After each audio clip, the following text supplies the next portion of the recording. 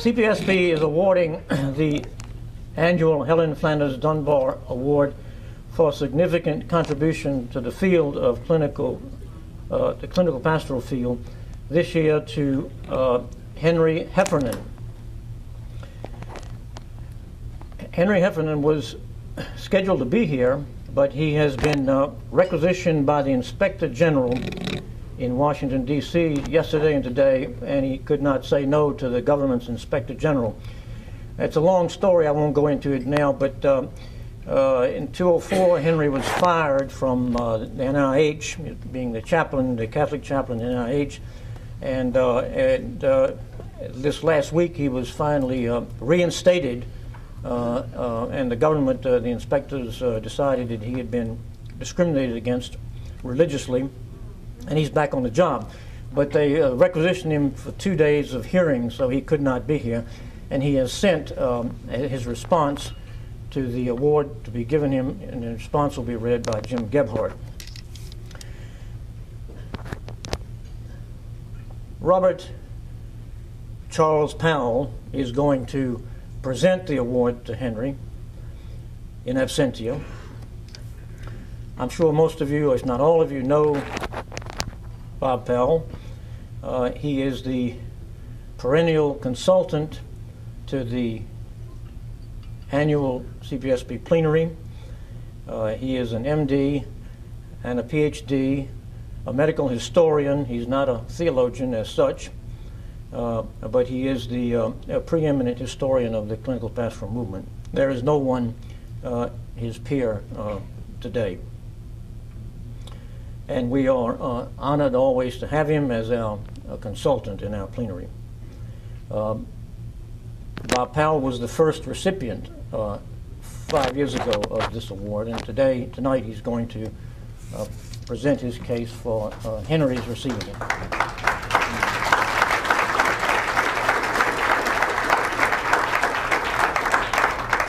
Mike, yourself.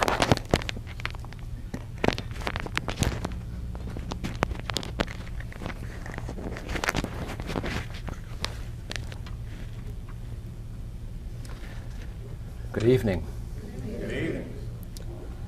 I always end up putting a title on my remarks so you can get some idea where I'm going. How to function as a knowledgeable professional and retain one's soul. The Helen Flanders Dunbar Award for significant contributions to the field of clinical pastoral training was established 5 years ago on the 100th anniversary of Dunbar's birth and on the 10th anniversary of the first plenary of the College of Pastoral Supervision and Psychotherapy. Yes, while the initial organizing meeting occurred on St. Patrick's Day, 1990, over a cup of tea, I am sure, the first full gathering of the community occurred 2 years later, 15 years ago.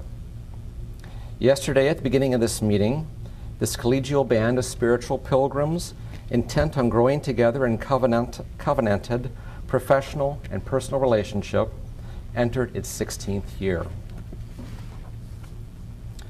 2 years ago, the Dunbar Award recipient left us with the curious quotation that's highlighted on this year's plenary brochure, referring to clinically trained, educated, transformed chaplains as responsible scavengers. The suggestion was that they have survived because they know how to search, salvage, purify, and transform the elements of the world into that which nurtures and sustains life. As an educated, trained, transformed historian who's been learning from chaplains for over 35 years, I hope to share some of these skills and to become adept at searching through lost tradition, salvaging neglected gems, purifying muddled thoughts, and transforming all into that which might nurture and sustain. Let me now note and weave together a number of significant anniversaries worth celebrating today. 1927. 80 years ago, Helen Flanders Dunbar graduated from Union Theological Seminary, New York City, where William Adams Brown taught systematic theology, then viewed as discerning axioms of faith, and Harry Emerson Fosdick taught practical theology, then viewed as concerning the art of ministry. Brown's The Life of Prayer in a World of Science came out a dozen years after Fosdick's immensely popular The Meaning of Prayer, and the same year as Dunbar's now lost, through a flood, lost Bachelor of Divinity thesis, Methods of Training in the Devotional Life, the Spiritual Search of the Soul for God. 1927, again 80 years ago, Dunbar completed her now often reprinted Doctor of Philosophy dissertation, Symbolism in Medieval Thought. This arresting study of Dante's Commedia elucidated in many ways for the first time the continuing power of insight symbolism, the power to recreate and expand meanings, to reach out toward the supersensible, to give a glimpse of the beyond, and to affect individuals' adjustment to the infinite. Certainly there was a theologian within her. While Presbyterians and Methodists had women as ministers by 1927, Dunbar's resonance with the multi-layered medieval Mass led her to align doctrinally with High Church Episcopalians, which meant that ordination would not have been even an option for her until the mid-1970s, over a decade and a half after her death. 1927. While Dunbar focused on the integrating aspects of religious ritual, her colleague Anton Boysen, then twice her age, focused on the attempted integrating aspects of some types of mental illness. His Evangelism in the Light of Psychiatry is a classic. Guided by an interview outline Dunbar and he had prepared together several years earlier, Boysen tried to emulate the careful, painstaking, systematic methods of the psychiatrist, and thereby to elucidate some of the spiritual laws with which theology deals. His close observations of the mentally ill, you may recall, suggested that emotional conflict and disturbance are not necessarily in themselves evils, but may be attempts at a needed reorganization of the personality. That is, disintegration sometimes had to precede further integration. Boysen considered it ever the task of the Church to disturb the consciences of men and women in regard to the quality of life they are living, awakening the careless and indifferent to the deeper meanings of life, in order that they may turn before it is too late and be made whole. Healing and wholeness was the central focus of Dunbar's life. Boysen and Dunbar, it was said, sought to approach theology from the ground up and not from the clouds down. 1937. 70 years ago, Dunbar's article, The Psychic Component in Disease, similarly carefully reiterated that the goal is not so much to treat the suffering person, to do something to the person, as it is to alert him or her to the fact that something is amiss, that something must be changed, and that outsiders at best might serve as guides.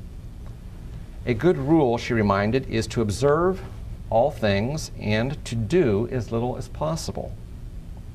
Dunbar had great faith in people's abilities to think and act on their own once they were emotionally free to see things as they really were.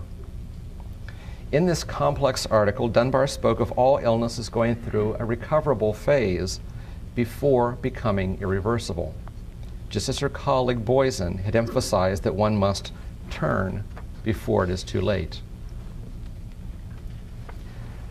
1942, 65 years ago, a protege of both Dunbar and Boysen, Carol Weiss, published Religion in Illness and Health, a classic in its own right, which focused on the usefulness of symbol and ritual in pastoral care. What Dunbar's era called the relation of religion to health as a factor in directing and controlling emotion. That same year, Dunbar and colleagues founded the American Society for Research in Psychosomatic Problems, now known as the American Psychosomatic Society. Our country was in the opening months of a foreign war in 1942. The National Research Council wanted data on mind-body interaction, and it wanted it now. The mobilizing troops also wanted a lot of chaplains. Close to 9,000 with varying degrees of clinical pastoral training were sent abroad without delay. Dunbar's fingerprints were all over both projects. 1947, 60 years ago, Dunbar's Mind and Body Psychosomatic Medicine hit the bestseller lists. Your child's mind and body, your pre-teenager's mind and body, plus your teenager's mind and body, followed at intervals soon thereafter. Just as American culture absorbed a memorable version of Freud's psychoanalytic notions, it soon absorbed a memorable version of Dunbar's view of psychosomatic notions, including her focus on recognizing patterns for more effective intervention and on helping a person find the path to his or her own healing. 1957, 50 years ago, Dunbar first reported her research on centenarians. We will come back to this. While her colleague Boysen made it to almost age 90, and 50 years ago this year, Chicago Theological Seminary honored him after his 80th birthday as a Doctor of Letters, Dunbar made it to only age 57. Her 105th birthday would have been next May 14th.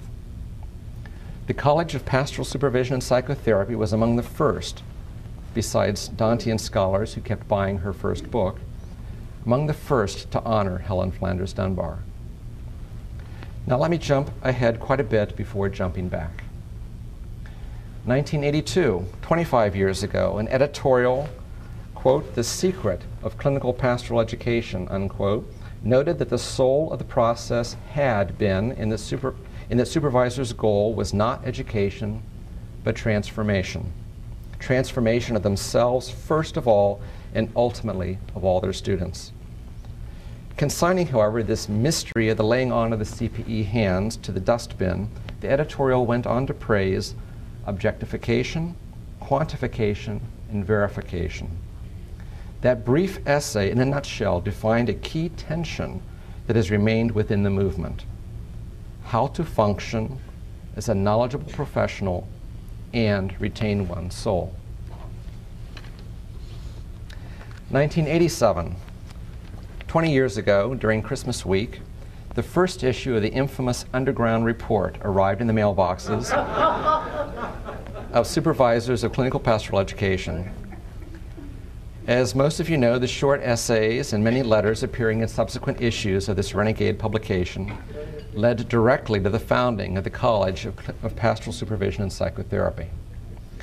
These chaplain supervisors valued knowledge and professionalism, but they also longed for a committed community of colleagues that would foster creativity and growth. 1992. 15 years ago, as we noted earlier, the CPSP held its first plenary gathering of the community. 2002, 10 years ago, 10 years later, 5 years ago, once again, our country was in the opening months of a foreign war. The CPSP Governing Council noted Solomon's prophetic warning that vision must precede action. The pastoral community was not being called upon this time to provide almost 9,000 chaplains, as it had 60 years ago. Chaplains were called upon to provide vision, even action. Apparently, the pastoral vision thing and action is still in committee. The challenge has not gone away. Now let me jump back before ending up at the present time. 1937, 70 years ago, tonight's honoree attained the age of reason. 1962, 45 years ago, he was ordained as a Roman Catholic priest in the committed community of Jesuits. 1967, 40 years ago, as best I can tell, tonight's honoree began toying with a versatile programming language the computer world calls MUMPS, M-U-M-P-S. Officially, that's the Massachusetts General Hospital Utility Multi-Programming System, which made most healthcare information systems possible. Our honoree views himself as a simple, clinically trained parish priest. Apparently for 40 years, however, various communities have been served by someone who appreciated both silicon and communion wafers. 2007, this evening we are honored to have Chaplain Henry G. Heffernan as the 6th recipient of the Helen Flanders Dunbar Award for significant contributions to the field of clinical pastoral training. We are especially honored since this may well be the year that we see the full fruition of a project he has been working on for several years, the Ideal Intervention Paper. Yes, you may write that down so you can Google it later, the Ideal Intervention Paper. A structured description of a patient visit that attempts to capture, nourish, and sustain the soul of pastoral care, albeit with an eye on research. While previous clinical pastoral notes focused on what actually occurred in the interaction with a specific actual patient, the Ideal Intervention Paper asks the chaplain or chaplain trainee to reflect upon the clinical visit, but then imagine what might be a more ideal pastoral intervention for future patients with closely similar characteristics, spiritual needs, and existential problems. As best I can tell, this approach starts with only the broadest of assumptions about what might be best, and then lets the serious interaction of one human with another help elucidate what might be most useful. Priority is given to respecting the mystery of transformation, while making some movement toward, in an appropriately loose sense, objectification, quantification, and verification of what seems to support positive change, healing, and wholeness. Again, as best I can tell, the Ideal Intervention Paper has nothing to do with so-called third parties. It has everything to do with relationship of the suffering person, including those like him or her in the future, and of the attending chaplain, including those filling that role in the future. The earliest eras of professional chaplaincy spoke of trying to discover the axioms of faith, the art of ministry, and the laws of the Spirit. This new era of professional chaplaincy might entail the rediscovery of how, in a more effective way, to help those suffering to find deeper meanings of life. The Ideal Intervention Paper appears to start with real engaged service, move toward active inquiry, move on to contemplation, and move still further toward guiding a future generation. The problem continues to be how to function as a knowledgeable professional and retain one's soul. Let me now begin to pull to a close. A moment ago, I referred to Dunbar's research 50 years ago on centenarians. 5 years ago, I suggested that if it hoped to be flourishing at the 100-year mark, the clinical pastoral community might want to internalize some of the values Dunbar outlined as characteristic of centenarians. As I quickly list her findings once again, I would like you to consider the extent to which CPSP might want to sign on to these values. Also, I'd like you to appreciate the degree to which these attributes characterize our honoree. Based on her research on almost 100 centenarians followed for 10 to 25 or more years, Dunbar concluded that they tended to nourish inventiveness, embrace change and unknowns, take catastrophe in stride, avoid frustration in life, not avoid making fresh starts, and foster self-observation while remaining religious, disciplined, creative, expressive, straightforward, and curious. For the clinical pastoral community, that challenge too still stands. Perhaps CPSP will choose consciously to embrace some, most, or all of these values. Perhaps our honoree, Chaplain Henry G. Heffernan, can help us to show the way. Shalom.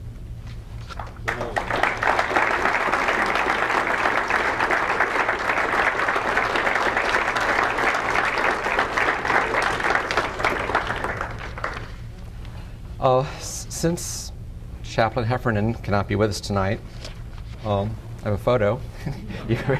You're welcome to come closer later. Also, I did print off one copy. These are all on the web, so type in ideal intervention paper and you can pull things down. But if anyone wants to more easily get a photocopy later, here's one copy of his draft on the ideal intervention paper exercise, the learning and maturing experience for the CPE student. He has another draft, the CPE student's manual for the ideal intervention paper, a structured description of a patient visit. Including at the back is an appendix of frequently asked questions about the ideal intervention paper. Then report on the pilot phase of the ideal intervention paper project, introducing pastoral research into clinical pastoral education. He describes running a CPE unit, students using this approach. And then I did copy off 5 or 6.